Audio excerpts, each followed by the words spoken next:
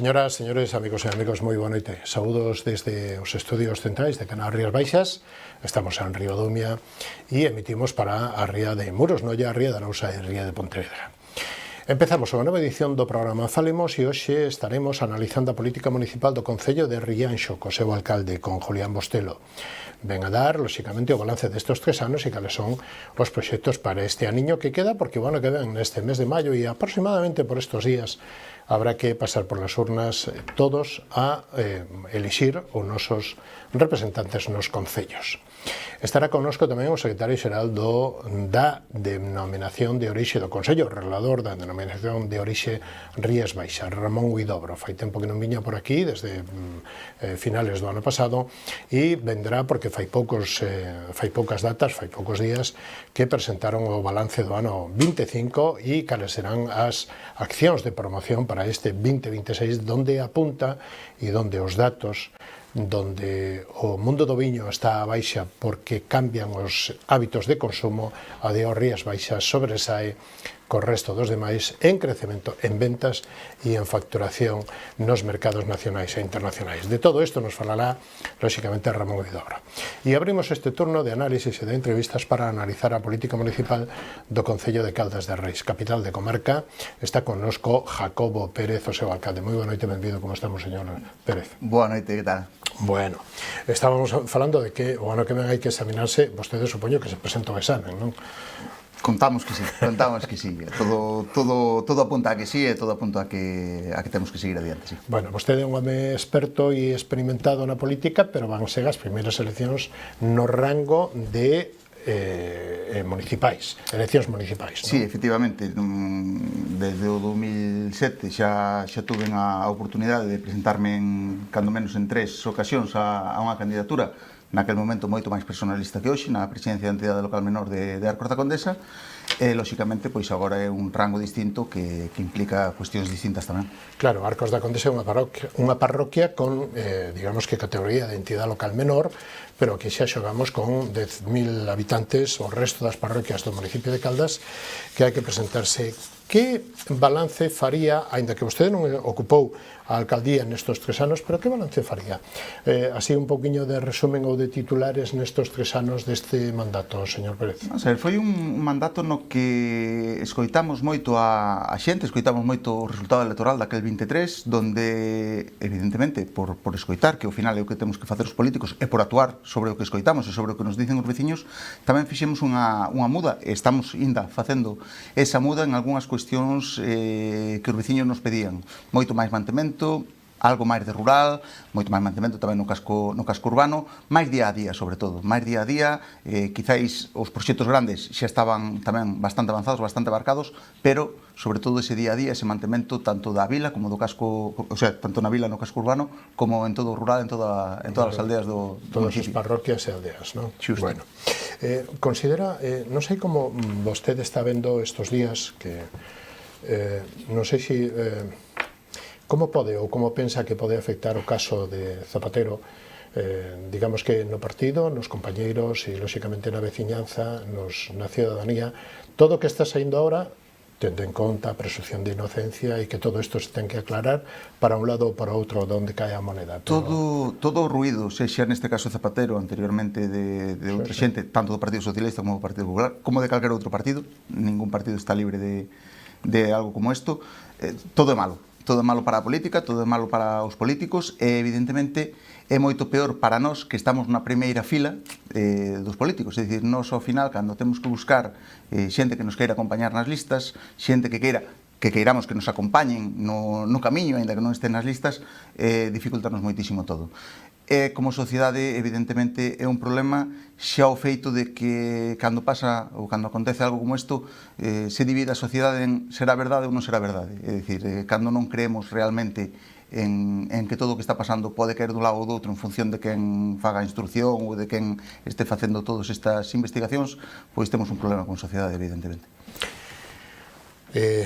Bueno, vostede ven para falar de Caldas e Fai aproximadamente, non sei, un mes aproximadamente, que vostede se reunía co delegado do Goberno de Galicia, con Pedro Blanco, e se publicaba que habían chegado a un acordo para impulsar unha nova alternativa á variante oeste co objetivo de mellorar a mobilidade con menor afección aos veciños.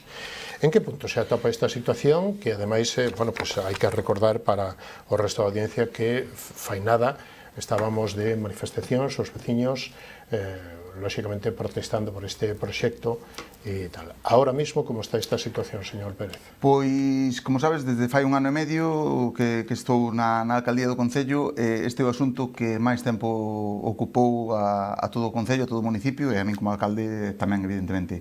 Despois de todas as alegacións que se presentaron por todas as plataformas, polo Concello tamén, por todos os membros de todos os estamentos do municipio, estamos nunha situación na que o Goberno, a través do delegado do Goberno, anunciou a min e máis os responsables das distintas plataformas que desbotaban o estudio tal e como se había presentado. A partir de aí, nós, ao final, as cousas que se dicen en palabra, non temos por que desconfiar delas, pero preferimos ter un escrito que non lo acredite. Fixemos un pleno, propuxemos un pleno como alcalde, convoquei un pleno, no que se lle requería ao Goberno non só que nós queríamos que se desestimaran, senón que, ademais, que o fixeran dunha forma expresa e formal.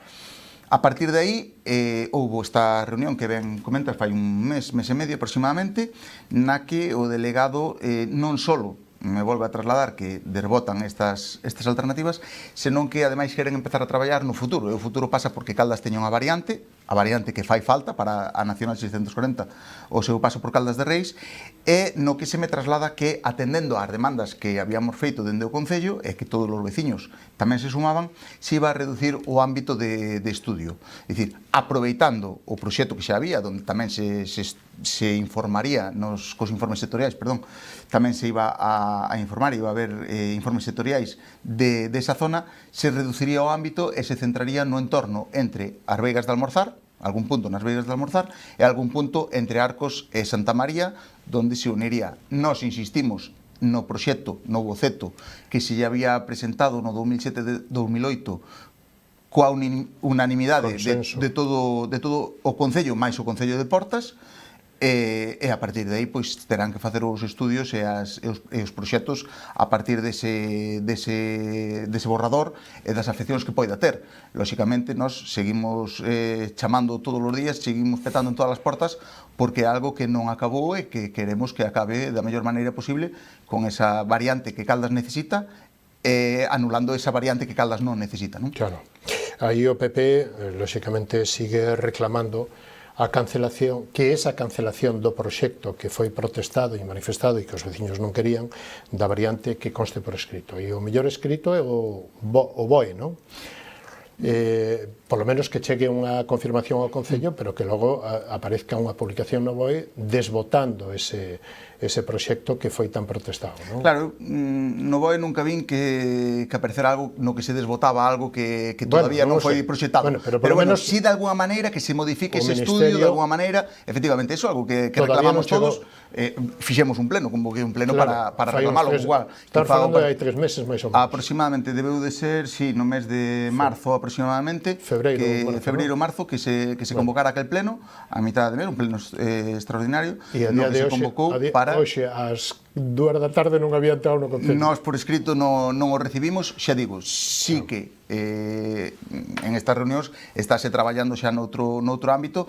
Tamén nos trasladaron, así o trasladaron tamén ao Partido Popular en Madrid, que estaban recibindo informes, porque, lóxicamente, en función de como veñan os informes, podrán aproveitar parte do proxecto, non aproveitalo, pero, bueno, eu non teño que falar no meu nome, no nome do alcalde do Concello de Caldas, e no nome de ninguén de Madrid, cual que o pidan está moi ben, porque é algo que nós xa pedimos antes. Bueno, unha parte importante. Caldas ten un problema de falta de chan industrial, de suelo industrial, tengo de Veigas de Almorzar aí nesa situación un pouco indefinida. Como está o proxecto de B1000 e en que fase se atopa? Pois agora mesmo o polígono de Paradela Carracedo, B1000, a gran parte del, Temos un borrador encima da mesa, un borrador redactado por Zona Franca de Vigo, xa coa aprobación da Avogacía do Estado. É un borrador que teñen directamente intervención, urbanismo e a Secretaría do Concello, neste caso, do noso Concello, esperando os informes pertinentes para poder leválo a pleno canto antes.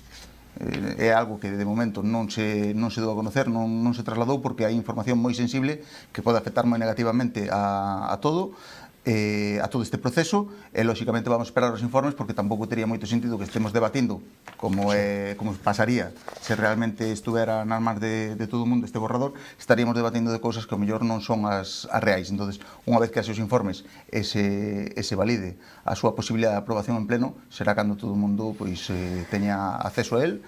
Poderemos debatir sobre algo que é fundamental para a Vila de Caldas, que é ter un desenvolvemento industrial de chan industrial como Caldas merece e como toda a comarca merece, situándonos, como xa teño dito en algunha ocasión, no referente empresarial do centro da provincia durante os próximos 50 anos. E quedaría tanto Veigas de Almorzar como este de Paradela Carracedo, ou V1000, que digamos que é un poquinho a parroquia, non? Non sei se cae na parroquia de Carracedo ou na Sí, toca un poquinho na parroquia de Carracedo e en Paradela é da parroquia de V1000. A de V1000. Digamos que está na entrada ou na salida da autopista, sí, que co cal quedaría unha perfecta conexión sempre cando se poidera facer pois outra vía de entrada, de acceso á autopista, a P9, non? Eso é así. Vamos a ver, Caldas, por historia, está ubicada nunha zona xeográfica extraordinaria. Estamos a media hora das mellores praias das Rías Baixas, estamos a 40 minutos dos aeroportos máis importantes de Galicia, estamos a media hora da Catedral, a media hora das luces de Vigo, que nos queira ir a ver nas Navidades tamén. É dicir, estamos nunha situación estratégica por onde pasaba a Vía 19 xa nos romanos, donde pasou a Nacional 550, por onde pasa a P9. Por algo é.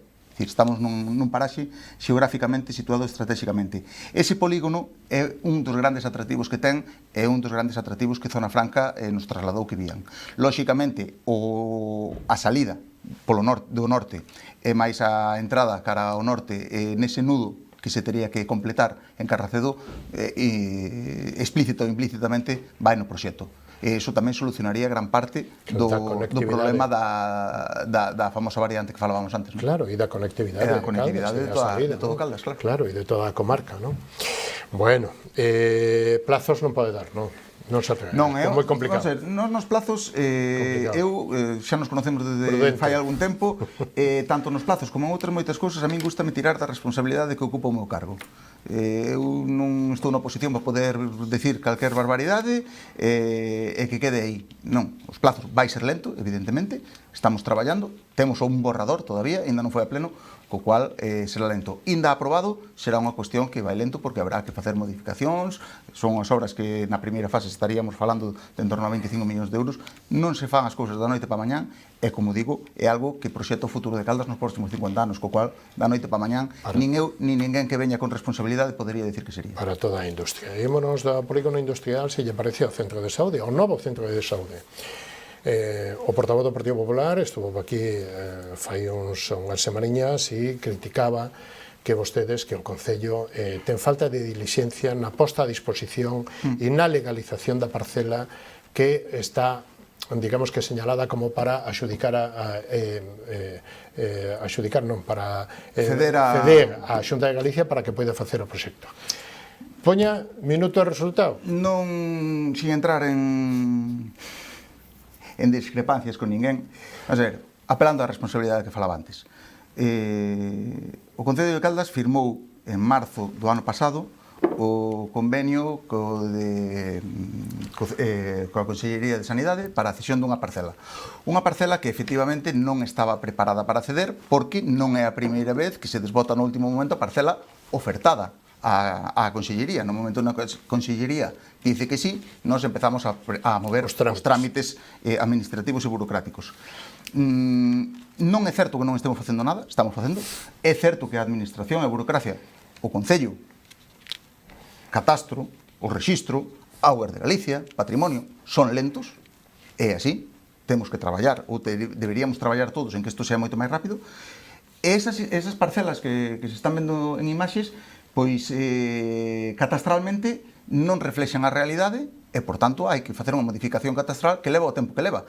Pero levanos a nós como Concello, como me leva a min como veciño se quero heredar algo de meus pais, ou de meus avós, ou de quen sexa. É dicir, hai un trámite que se está facendo e que si se está facendo. Eso preocúpame realmente porque calquera que este no Concello, se estés na oposición, se estés no goberno, se eres concelleiro, sabes que eso se está facendo porque hai uns expedientes abertos e o asesor xurídico do Concello teno presentado todo en catastro e despois de catastro temos que ir a rexistro. A partir de aí, unha vez definidas as parcelas, cederánse ya a Consellería de Sanidade a parcela correspondente. Non se fixo antes, polo que expliquei. Se tamén no último momento nos dicen esa parcela non nos vale, todo o que estaba feito habría que desfacelo. E tampouco tería lógica, nin sería eficiente.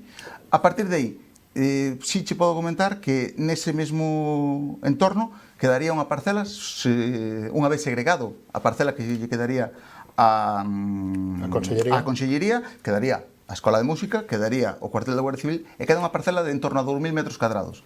Esa parcela temos a intención, que é algo que non se fala moito últimamente, pero sí temos a intención de cederlle tamén a Consellería de Vivenda para que fagan vivenda de protección oficial en Caldas nese terreo, que sería o terreo máis grande que poderíamos ceder xa directamente para construir esta vivenda.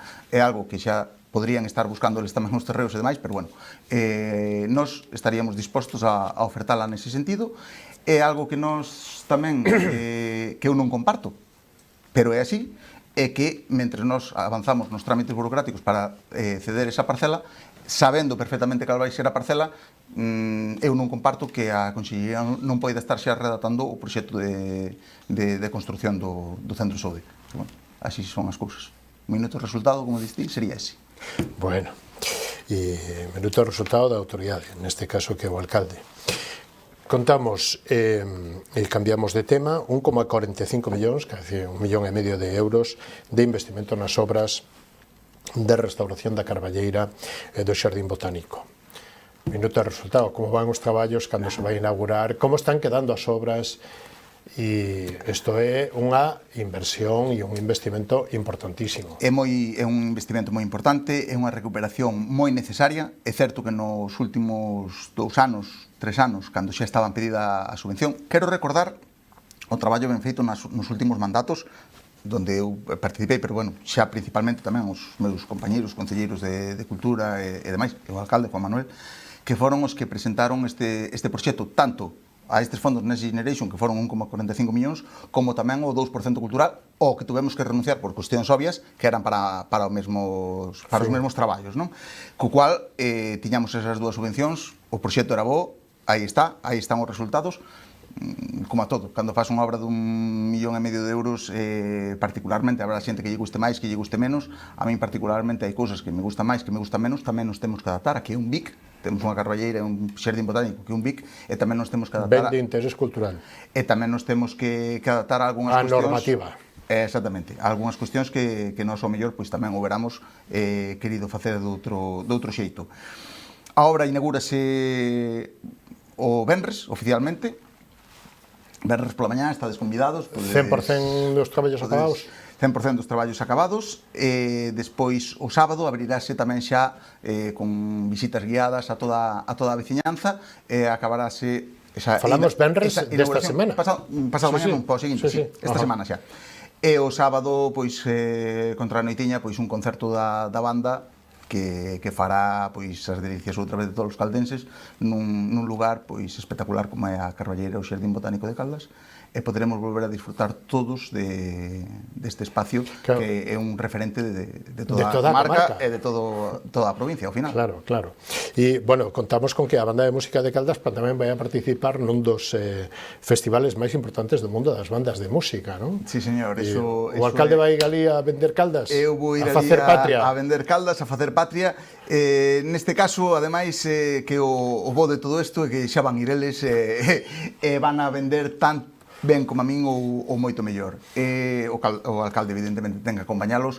Estamos falando dun mundial de bandas que se celebra en Kerkrade este ano e que, lóxicamente, é unha honra para min como alcalde, para todo o Concello, e constame que para eles é unha oportunidade, para moitos deles única, de desfrutar dun certame como este. Claro, e estos darán o concerto este sábado, non? Estes mesmos darán este concerto en Caldas este sábado, efectivamente. Hai que avisar porque hai moito fan, non? Hai moito fan. Sí, a ver, ao final temos unha banda que o ano pasado ganou en Valencia o Festival Internacional de Bandas en Valencia, que é un dos máis importantes tamén de toda a península e de Europa, dentro dos grandes. E, lóxicamente, temos que sacar patria e orgullo de algo, dun proxecto que leva casi 30 anos funcionando e que é un proxecto social que se fixo fai 30 anos, pois que medre, que crezca e que este colleitando éxito tras éxito, lóxicamente cae nos a baba acabando. Home, claro, levando Caldas no peito, non? Na bandeira de Caldas. Totalmente. Bueno, señor Pérez, alcalde de Caldas, xestión e proxectos de servicios sociais. Podemos falar da ludoteca, podemos falar de que fai a finales de ano, creo que se inauguraba o centro de maiores. Bueno, todo isto, como están estos servicios e estos servicios aos maiores? Unha característica principal do noso mandato, do noso goberno, son os servicios sociais. Evidentemente non podes estar en primeira línea, como dicía antes, nun concello pequeno, ademais, que non estés pendiente dos servicios sociais, que é o fundamental para os teus veciños. Nós queremos devolver gran parte de todo o que fixeron por nós a todos eses maiores que ao mellor non poder disfrutar na idade que hoxe temos nós, precisamente por sacarnos a nosa xeración adiante, e queremos devolver un pouquiño esa alegría, esa calidade de vida que eles perderon por darnos a nós. Así foi como naceu xa fai tamén casi 20 anos o Fogar do Maior.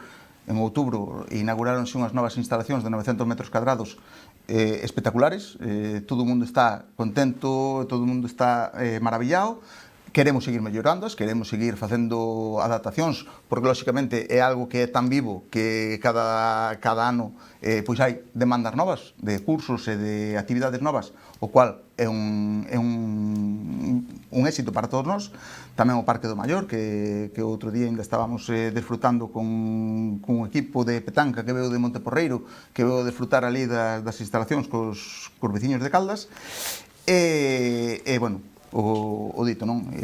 A todo o que invirtamos en servicios sociais pois redundará no benestar de todos os veciños e veciñas, igual que a ludoteca, que é un proxecto social que non é só atender aos rapaces pola mañán durante a época estival, senón que é a posibilidade de que os pais concilien, poidan seguir traballando, poidan buscar emprego, e iso pois redunda tamén nesas tasas de paro que actualmente son as máis baixas da historia en Caldas. Situación de aparcamentos disuasorios de Caldas. Caldas, lóxicamente, pois, o casco urbano é o que é a situación que ten e, bueno, pois, na zona nos días estivales ou nos días que hai mercado ou nos días complicados, pois hai que facer aparcamentos, hai que facilitar a chegada ao acceso, non? Caldas ten a gran ventaxa, como dicimos, de que como cabeceira de comarca a gran ventaxa de que os establecementos son os que son bons, funcionan ben, e, lóxicamente, somos un polo de atracción de toda a xente da comarca e de todos os municipios dos arredores, non? Puntualmente, en ocasións, si hai problemas de aparcamento, negalo sería unha obviedade. Estamos traballando desde fai bastante tempo estas cousas que se alargan, non porque non se fagan, senón porque van aparecendo problemas burocráticos, para facer un aparcamento que albergaría en torno a 600 coches en frente do Colexio Alfonso VII, ao lado do Souto María López. Tiñámolo todo enfocado hasta que catastralmente aparecen dúas parcelas, co cual necesitamos máis firmas das que tiñamos. Estamos tratando de desencallar lo antes posible, pero bueno, retrasounos máis do que contábamos a situación, e tamén estamos tratando de conseguir na entrada polo oeste, entrando de Villagarcía, uns terreos que durante a maior parte do tempo tamén poidan servir como aparcamento que dividirán pois as entradas, os aparcamentos en todas as entradas, que xunto a segunda ponte que imos a facer sobre o río Bermaña en Sarnadela, moi pertiño do Fogar do Maior, pois permitirían aparcar prácticamente igual dentro do casco urbano, e digamos que sería unha ampliación do aparcamento da Tafona. Temos que seguir traballando e neso estamos. Bueno, e en que situación se atopa o asilo digamos que na xestión futura polas cicloativas? Pois o asilo estamos nunha situación na que os técnicos municipais posiblemente se lle pida tamén algo de asesoramento a algún técnico supramunicipal. Aí dáse a casuística de que o edificio do asilo está registrado tanto a nombre do Concello como outra parte a nombre da Hermandad. Eles viñeron ca idea de tratar de cerralo, de reubicar a xente e os traballadores, ou de que non nos fixéramos cargo delo.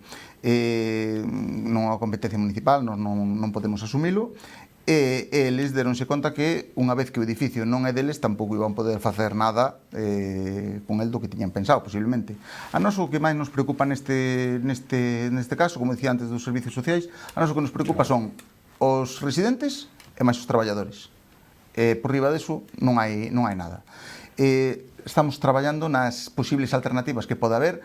Eles din que como Hermandade teñense que retirar daí, pero que poderían traballar con algunha empresa que se fixera cargo, ca subrogación de todo o persoal, e nós trataremos de primeiro, se é legal, tratar de leválo adiante, primeiro porque queremos que a residencia siga estando en Caldas. Claro. E segundo, porque temos que velar polas casi 40 persoas que están traballando aí. Son 130 ou 140 anos, non? Son 140 anos de asilo, de residencia de anciáns, 40 empregados, cerca de 80 residentes, cual a nosa obriga, ou a miña obriga, é pelexar para que isto se manteña, sempre cando sexa legal, pero que se manteña con todas as da lei. Claro, e como é habitual ou como é de costumbre. E estamos, como está indo o ano, como foi o ano pasado, que xa foi moi bo o camiño portugués. Lóxicamente, a vida que dá e digamos que os peregrinos que como final de etapa se aloxan, disfrutan de Caldas e volverán despois como visitantes e non só como camiñantes. Que importancia ten o camiño? Como está o camiño? Que necesidades ten Caldas? Tende en conta as previsións non só o que está pasando este ano, sino que o ano que ven é ano santo. O camiño está espectacular. En canto a afluencia, en canto a... Xa se poden recuperar, digamos que as fochancas das chuvias, porque este ano, a primeiros de ano, choveu bastante. Sí, un pouquiño. Tanto aí como fora de aí estánse recuperando os traballos que fixeron en mantemento, os responsables do camiño chegaron e estánse facendo. Os peregrinos todos, evidentemente, a topa Estela como Fochanga ten que habela, son camiños que en gran parte do termo municipal non están asfaltados e lóxicamente hai fochancas que sufren máis moitas veces algúns veciños que os propios peregrinos que van andando nesa parte, pois tamén estamos traballando. O camiño, como dicía, está funcionando a tope, como todos os camiños, e o camiño de Caldas, pois negar que un dos principais promotores da actividade económica da vila sería tirar pedras contra o noso tellado e sería mentir. E eso convertiuse neso del implícita ou explícita, directa ou indirectamente, viven moitísimos caldenses que tiñan pois as súas vivendas pechadas, que tiñan negocios que... Mira, nós que mantemos reunións bastante periódicas con a Asociación de Hostelería e de Comerciantes, algún hostelero ten nos dito non nos podemos queixar moito porque traballábamos 3 meses no ano, non vou repetir a expresión, pero pasábamoslo mal durante 9 meses, agora traballamos 9 e descansamos 3, é dicir que nin siquiera se queixan dese pequeno baixón que hai ao final. Temos que seguir traballando en que o camiño ten que ser compatible coa vida en Caldas, temos que seguir traballando porque o camiño lle siga dando vida a Caldas e tratar de facer que eses peregrinos que veñen de pasada queiran volver a Caldas pois que as súas familias con máis tempo, con máis calma e a desfrutar moitísimas das cousas boas que temos na nosa vila. Estamos tratando de facelo, estámoslo conseguindo e, xa ves que ao final Caldas está repleta prácticamente todo o ano con xente, sexen peregrinos ou sexa outro tipo de turismo. Bueno, señor Pérez, chegamos ao final do camiño, en este caso ao final da etapa, e ten vostede un minutiño para decir o que vostede queira neste paso por esta edición de Falemos? Pois nada, dicir un pouquiño de sempre. Seguimos traballando, seguiremos traballando por e para Caldas. É a única cousa que temos na cabeza entre cella e cella. máis alá de todo o ruído que vai xurdir a partir de agora, estamos a un ano de eleccións, como ben sabes, nós seguiremos na nosa línea de traballar por e para os veciños e veciñas de Caldas de Reis, que é o máis importante para todos nós. Jacobo Pérez, alcalde de Caldas de Reis, foi un placer contar con vostede nesta edición de Falemos. Hasta unha vindeira ocasión, moitísimas gracias, moi bonete. O placer é meu, como sempre, moitísimas gracias. Moitas gracias. Nos vamos a publicidade da man dos patrocinadores, volvemos nun instantiño e recibimos a Ramón Huidobro, secretario xeral do Consello Regulador da Denominación de Orixe Rías Baixas. Moito que falar de viño, moito que falar de economía, moito que falar de exportacións, do que coñecen desta denominación de orixe que é a líder en Galicia e con moitísimos premios de recoñecemento internacional. Dentro de un instantiño volvemos hasta ahora mismo.